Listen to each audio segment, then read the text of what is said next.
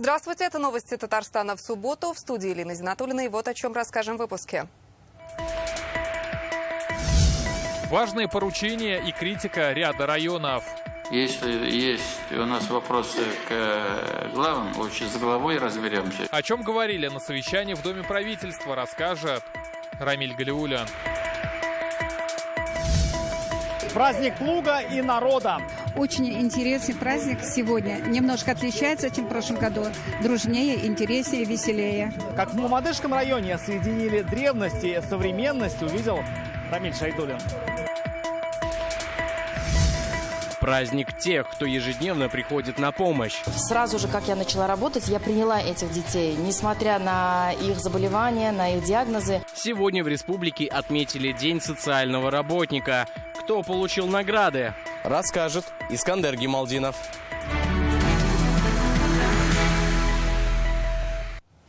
В Татарстане началась череда сабантуев. В эти выходные они проходят в селах и райцентрах. Погода сегодня внесла коррективы. Из-за сильного дождя праздник в Бугульме перенесли на завтра. В нескольких деревнях Альметьевского района сабантуй или отменили, или перенесли на другое время. Повезло мамадышцам. Дождь хоть и пугал с самого утра, но так и не пошел. Татарский народный праздник состоялся. Он прошел с небывалым размахом. Здесь чествовали не только аграриев, но и сыроваров. Мамадышский сыродельно-маслодельный завод, выпускающий известную на всю страну продукцию «Азбака сыра», сегодня отметил полувековой юбилей. Рамиль Шайдуллин о масштабах праздника. Взобраться на 15-метровый столб сложно даже для молодого спортсмена, но не для 46-летнего Айрата Фатихова. Он делает это за несколько секунд. За плечами десятки таких вершин. С каждым годом тяжело. Под 50 еще тяжело. Был бы 25-30, в свое время лазил. Сабантуй – тот самый праздник, где сохраняются все традиции татарского народа. Это подчеркивает Азгат Сафаров, зачитывая поздравления Раисы Республики. Многовековая традиция празднования Сабантуя олицетворяет собой трудолюбие, радушие и гостеприимство татарского народа. Это дань глубокого уважения хлеборобам, всем нашим уважаемым труженикам села, обеспечивающим продовольственное благополучие республики. Сегодня здесь можно оказаться буквально в настоящей машине времени. Конкретно это площадка Сабантуя, который проводился здесь 100 лет тому назад. Об этом говорят аутентичные заборы той поры и надпись «От СССР дан». Но самое интересное, конечно, внутри, а именно традиционные игры Сабантуя, которые в то время проводились не так, какими мы привыкли их видеть сегодня. Например, дрались тогда не на мешках, а на вениках. А силу в то время проверяли не гирями, а камнями. Самый тяжелый подымал будущий батыр. Площадку буквально по крупицам архивных документов и фотографий воссоздали сотрудники Краеведческого музея и студенты местного колледжа. Именно так Сабантуй проводили с 1912 по 1924 год. С обязательным театром, буфетом и платным входом. Так собирали деньги на благотворительность. Взрослые с 40 копеек по 3 рубля до 3 рублей, а для детей 30 копеек. И еще добавлю, вот эти деньги, они пошли на благотворительность. То есть во время Первой мировой войны для лечения солдат, раненых, возвратившихся на родину. А 1920-24 года студентам, которые учились в Казани и других учебных заведениях, которые голодали. Это год голода. Сегодня Сабантуй по-настоящему объединяющий праздник, а в Мамадыше он сразу двойной. Сегодня город отмечает и юбилей сыроделов. Азбука сыра Мамадышский завод сегодня празднует полувековой юбилей. Предприятие, богатого историей и своими династиями, полностью закрывает потребности татарстанского рынка в сырной продукции. Коллективу одного из градообразующих предприятий говорим сегодня спасибо за производственные масштабы и качество, которые они сегодня демонстрируют. Завод был основан в 1974 году. Производит масло, сыворотку и самые популярные сыры в России – голландский, костромской, пашихонский. Продукция любима по всей стране. Здесь самые современные технологии, сильная команда профессионалов, высокое качество продукции. В год производят 20 тысяч тонн. В сутки перерабатывают 500 тонн молока. 20 сортов сыров отправляются в 66 регионов страны. Завод является градообразующим. Он в действительности один из самых крупнейших вообще не только в Мамадышском районе, а вообще в Российской Федерации. Мы занимаем на сегодня, мы входим в топ-10 крупнейших производителей сыров. Азбука сыра «Мамадышский завод». Сегодня наряду с тружениками полей на большой сцене награждают и сыроделов. Исполнительный директор Виктория Алаудинова получила благодарность Минсельхоза России. Я считаю, что Сабантуй – это профессиональный праздник как для тружеников поля, так и для переработчиков, потому что мы единая цепочка. И от того, как мы сработаем, будет зависеть качество продукции, будет зависеть жизнь наших сельчан и наших горожан. Директор завода Алексей Фатыхов поздравляет всех мамадышцев с большим юбилеем, подчеркивая, что вместе работают на благо района. Я хочу особые слова благодарности и гордости сказать тому коллективу, который за эти 50 лет привел нас к тем результатам, которые есть. И как говорил Минтимир Шарипович Шавиев, без БРГ, без Балдурабас. Сабантуй – это игры, радость, смех и встречи с близкими, а еще возможность показать настоящую культуру и традиции татар. Сегодня Сабантуй – общий праздник, и мы показываем свою культуру. Очень интересный праздник сегодня. Немножко отличается, чем в прошлом году. Дружнее, интереснее, веселее. Шакиров, Бадыгина, Гафиятов. Здесь же на Майдане чествовали передовиков полей. Они успешно завершили посевную кампанию, несмотря на самую большую площадь полей в Татарстане. А сегодня Сабантуй – время, когда труженикам положено отдохнуть. С ними празднует вся республика. Амиль Шайдун, Данил Филатов, ТНВ, Мамадыш. С татарским народным праздником Сабантуй поздравил жителей республики Рустам Минниханов. Многовековая традиция празднования олицетворяет собой трудолюбие, радушие и гостеприимство татарского народа. Это дань глубокого уважения хлеборобам, всем нашим труженикам села, обеспечивающим продовольственное благополучие республики. Красочный Майдан Сабантуя из года в год становится центром единения и культурного взаимообогащения людей разных возрастов, национальностей и вероисповеданий. Кроме того, это место встречи родных и близких, что делает его самым семейным и теплым праздником. Уверен, в год семьи это приобретает особую значимость, способствует укреплению наших традиционных ценностей, говорится в обращении Раисы Татарстана. Национальный праздник Сабантуй отметили в Атнинском районе. Народные гуляния посетил Фарид Мухаммедшин. Председатель Госсовета осмотрел национальные подворья, концертные площадки, подчеркнув, здесь бережно сохраняются традиции татарского народа. Сегодня район – один из лидеров АПК республики. Атнинцы первые по производству мяса. Уверенные показатели держатся уже 20 лет. Фарид Мухаммедшин поздравил жителей от имени Раисы республики, вручил передовикам государственные награды и благодарственные письма. Очень трудолюбивый народ, очень терпеливый народ, очень способный народ в Атне живет. И на праздниках они тоже себя также проявляют с самой лучшей стороны. Поют песни, пляшут, одевают национальные костюмы. И этот праздник совсем иной колорит получается. Предстоящая неделя будет насыщенной на события, в том числе международные. Татарстан отмечает Сабантуй. 12 июня вместе со всей страной мы встретим День России. В этот же день в Казани стартуют игры БРИКС. Рустам Минниханов на республиканском совещании поручил провести все эти мероприятия на высоком уровне и подвел итоги крупнейшего международного Петербургского форума. О задачах и планах на неделю Рамиль Галиуллин. 5-7 июня наша делегация участвует в работе Питерского международного экономического форума. Республику на форуме представляла внушительная делегация. Вице-премьеры, министры, руководители. Всего 50 человек во главе с Рустамом Миннихановым. На стенде Татарстана продукция 15 компаний. Раис республики провел 21 встречу, 8 из которых международные. Подписано 11 соглашений. На форуме подвели итоги национального рейтинга состояния инвестиционного климата в регионах России. Наша республика 6-й год подряд занимает 2-е место. Наша позиция как была, так и осталась 2-й. Но это большая работа всех нас. Всех я благодарю за нашу совместную работу.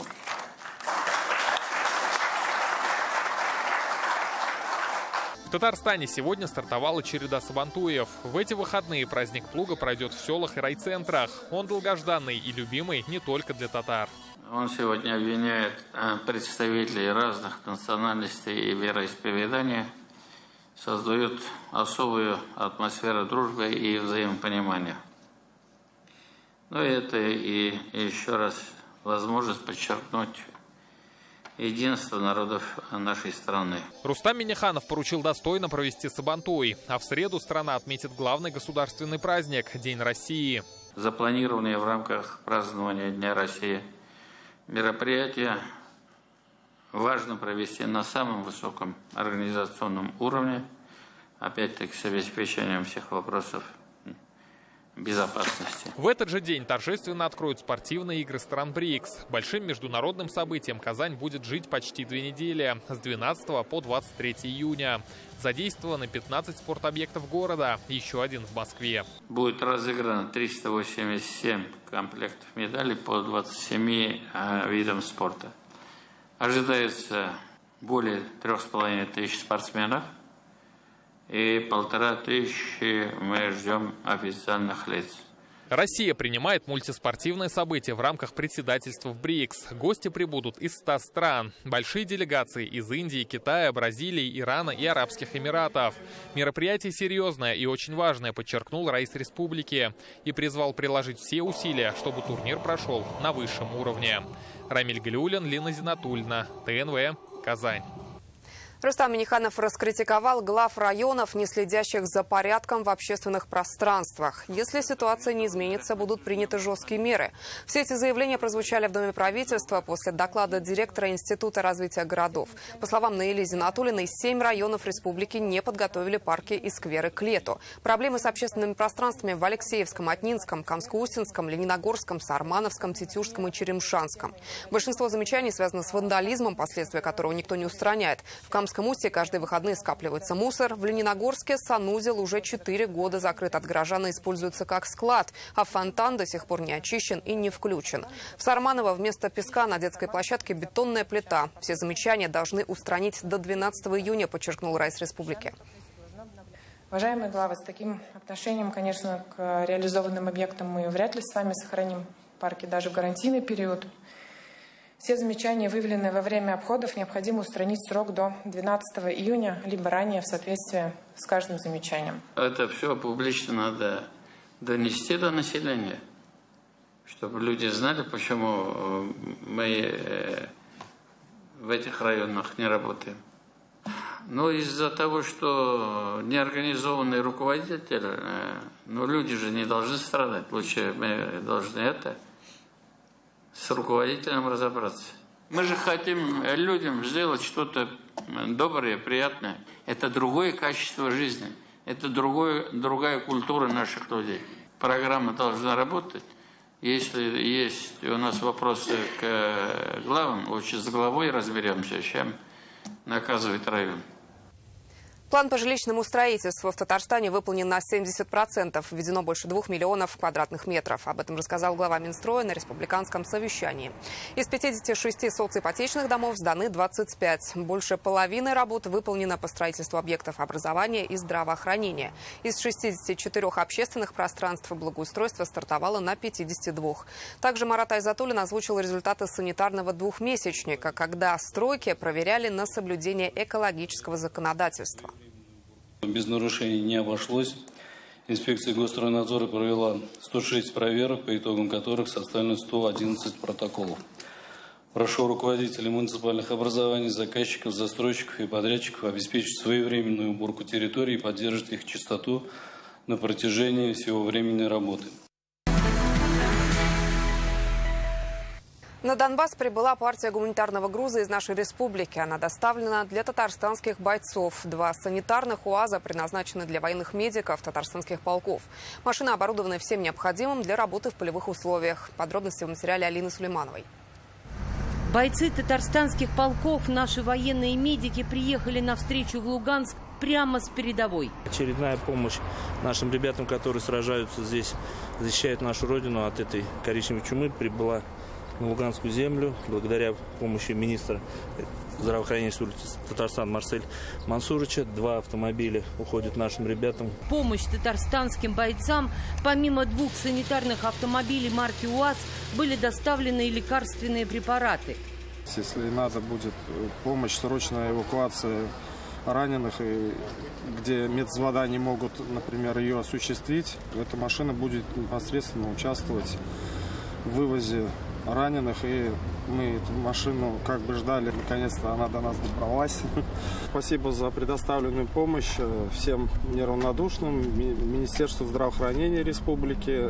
Ключи от автомобиля вручил сам министр здравоохранения Республики Татарстан Марсель Минулин. Вам, наши ребята, мужики, вы гордость Татарстана, вы гордость России, потому что вы защищаете нашу родину от этих фашистов. Конечно, обсудили и вопросы дальнейшей поддержки со стороны Министерства здравоохранения Республики. Все сразу прямиком в этот чат связывайтесь. Есть необходимость, потому что, если там повреждения, мы уже видим и сразу. Есть входные ворота, ты лучше делать этот сразу там лапаротомию быстро-быстро, потому что если кровит. Сегодняшний день, пока у нас УЗИ-аппарат есть, мы смотрим там, у нас текущий, помимо нас ранений, еще есть текущие заболевания, камни, там еще что-то. Все, вопросов нет. В этот день с гуманитарной миссией в Донбасс приехал и муфтий Татарстана Камиль Хазрат Самигуллин. Он также принял участие во встрече с татарстанскими бойцами. Пообщались. Прочел аят из суры Фат. Эта сура называется «Победа».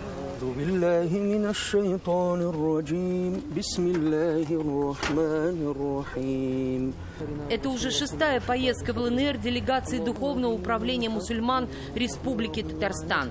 Камиль Хазрат и сотрудники муфтията встречаются и в тылу, на передовой с нашими бойцами, передают им слова приветствия и гостинцы от лица всех имамов Думы РТ.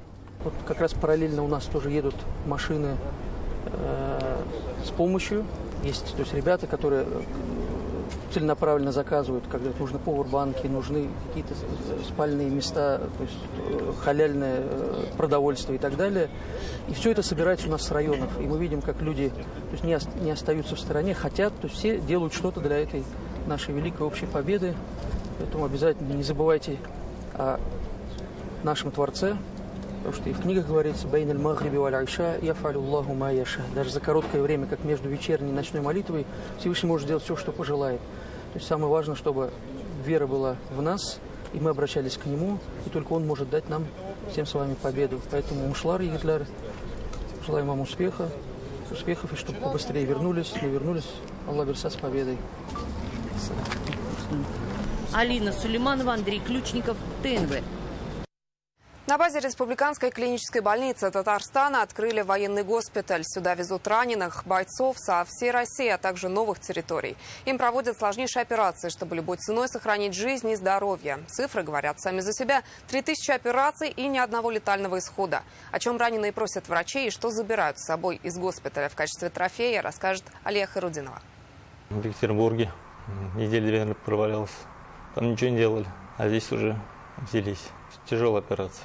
Боец с позывным Гена 2,5 месяца ходил с осколком в груди. Не мог спать на спине, ломило все тело. Вернулся в Казань. За операцию взялись хирурги РКБ. Оказалось, осколок проник за сердце бойца. Особенностью этих ранений является высокий уровень кровотечений, высокая смертность. Наша команда, торакальные хирурги, анестезиологи, выполнили ему торакоскопическую операцию, то есть удаление осколка мини-доступом, малыми разрезами.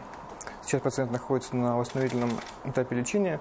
У него уже удалены часть дренажей, он справляется, находится в палате. Большинство осколков, наверное, 90%, военнослужащие просят обратно, для них трофей. Боец с позывным Гена тоже заберет свой трофейный осколок. Он сейчас восстанавливается после сложнейшей операции. Всем участникам СВО такая помощь оказывается бесплатно. Да, все бесплатно.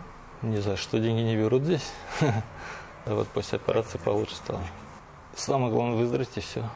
Друзья все ждут. Да. Мама приезжает постоянно здесь, рядом, потому что... Многие медики из военного госпиталя сами ездили в зону СВО и проводили операции на передовой. Над пациентом работает 4-5, а то и 6 специалистов. Операции многоэтапные.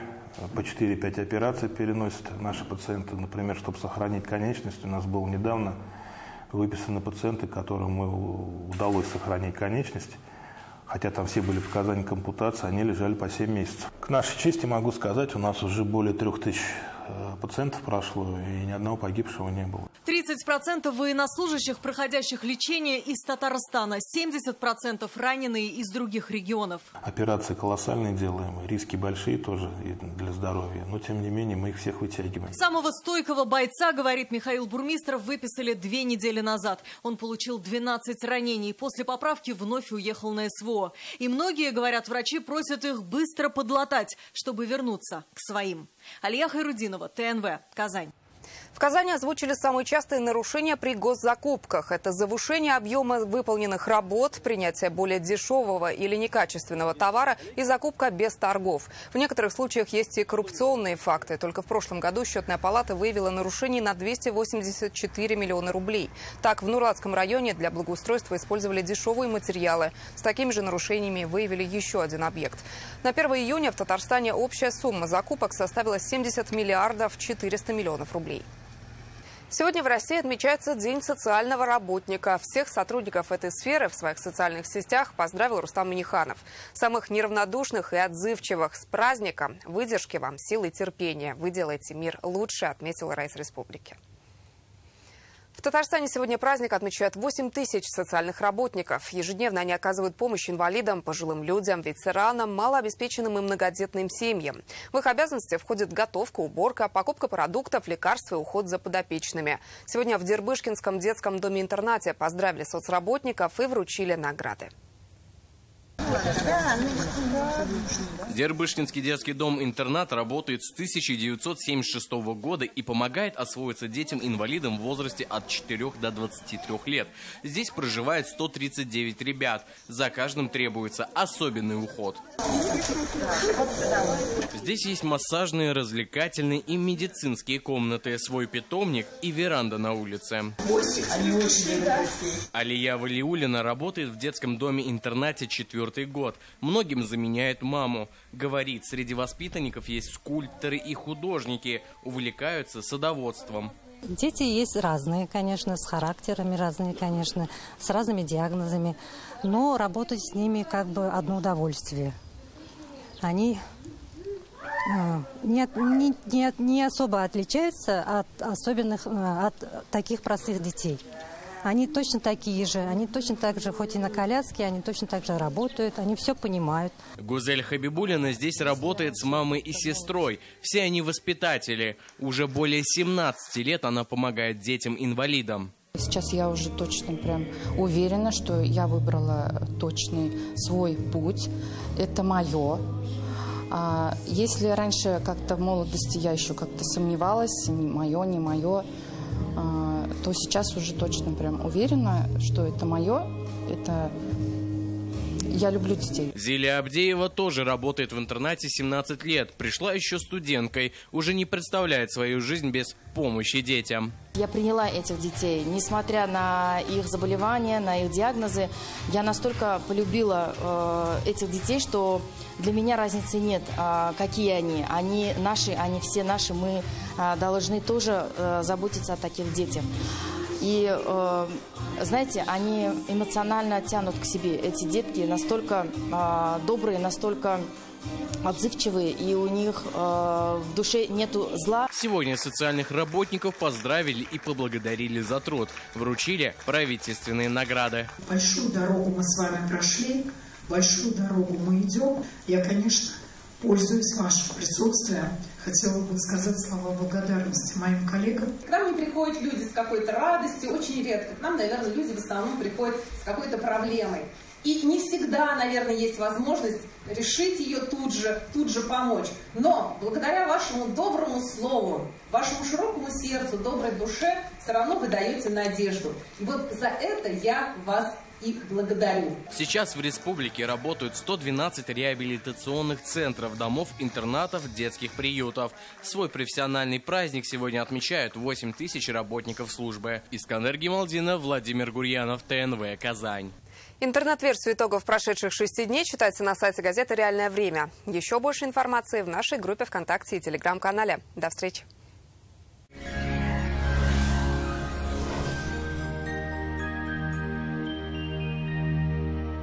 Здравствуйте, Исянмесис, в студии Динар Бадрудинов. В предстоящие сутки в Татарстане погода существенно не изменится. Подробности после полезной информации. Банк Аверс оказывает весь спектр банковских услуг для частных лиц и корпоративных клиентов. Для бизнеса банк предлагает услуги по расчетно-кассовому обслуживанию, кредитованию, банковские гарантии и продукты с возможностью эффективно размещать свободные денежные средства.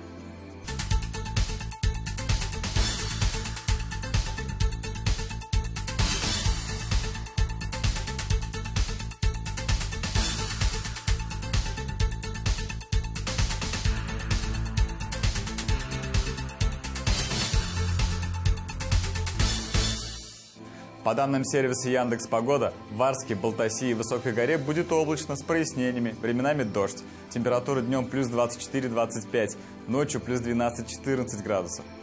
В Буинске, Камском устье и Апастово будет переменная облачность, ожидаются осадки. Температура днем 24-25, ночью 11-16 градусов тепла.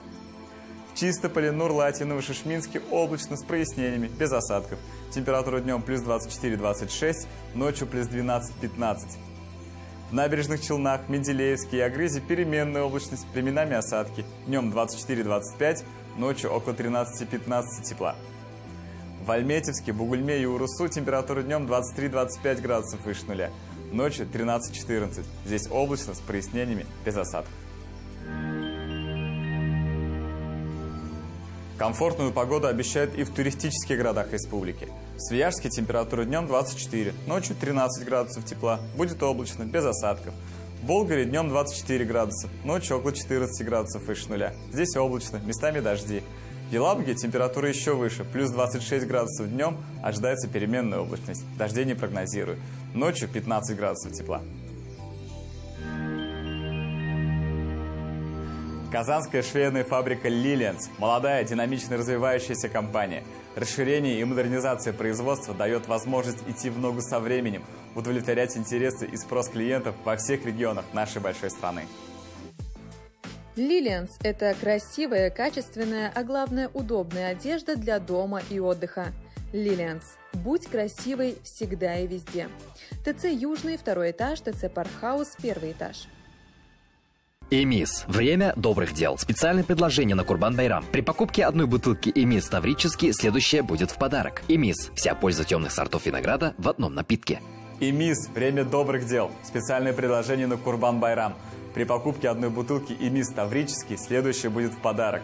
Эмис. Вся польза темных сортов винограда в одном напитке. Небольшой дождь пройдет и в Казани. Температура составит около 25 градусов днем и около 16 градусов ночью. Атмосферное давление 749 миллиметров ртутного столба. Ветер западный около 4 метров в секунду. Влажность воздуха 51%. Магнитное поле Земли спокойное. Это все о погоде. В Татарстане в эти дни празднуют любимый национальный праздник Сабантуй. Мы поздравляем вас. Отличного настроения вам и прекрасных эмоций. Күннәрегез уңышлы булсын.